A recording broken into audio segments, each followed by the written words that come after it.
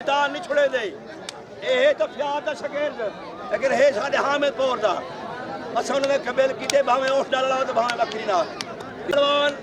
पट्ठा फ्याद पहोड़ रेहान पहलवान सलमान पहलवान पट्ठा गोल छे साफी लीडर ना है अल्लाह जी को दे चला दे